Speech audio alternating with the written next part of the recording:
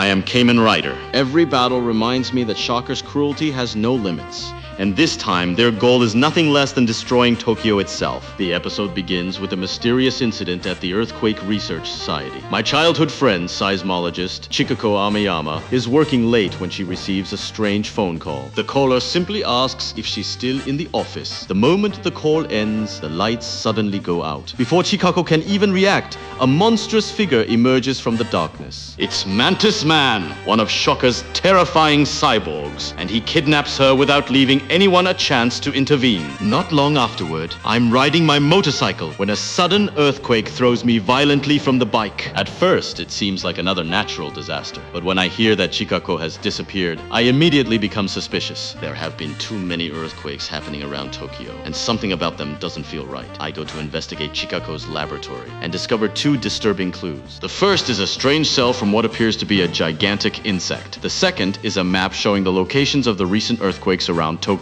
When I examine the map more carefully, I discover that it's radioactive. That's when I put the pieces together. These aren't earthquakes, they're underground nuclear explosions. Shocker is secretly detonating nuclear weapons beneath the suburbs. And if their plan continues, Tokyo will be destroyed. I know I have to stop them. Then, I receive a desperate phone call from Chikako. She claims that she's discovered Shocker's base and begs me to meet her. I rush to the location, believing that I might finally have a chance to rescue her. But when I arrive, something is wrong. Chikako isn't acting like herself. She's been hypnotized by Mantis Man, and before I can figure out what's happening, she suddenly pushes me into a deep pit. I fall helplessly into the darkness while Mantis Man looks down from above, laughing at my situation. Then he lowers a bomb into the pit. I'm trapped. I try desperately to escape, but without transforming, I can't jump high enough to reach the surface. The timer continues counting down, and there seems to be no way out. Then the bomb explodes. But instead of killing me, the pressure from the blast spins the pinwheel on my belt. My transformation activates, and I become Kamen Rider. The explosion launches me out of the pit and straight toward Mantis Man. I immediately take the fight to Shocker's soldiers, and rescuing the unconscious Chikako from the monster. I bring Chikako back to my apartment, hoping she'll finally be safe. But while she's unconscious, she begins muttering strange fragments of information. Something about a major earthquake, 4 o'clock in the afternoon, and a praying mantis egg. Then she suddenly wakes up, and she remembers nothing before I can understand what any of it means. Chikako's knowledge of earthquakes is essential to Shocker's plan, so they're willing to do anything to recover her. Mantis Man arrives to take her back. I confront Mantis Man again. At first, we're evenly matched, but then Chikako attacks me from behind.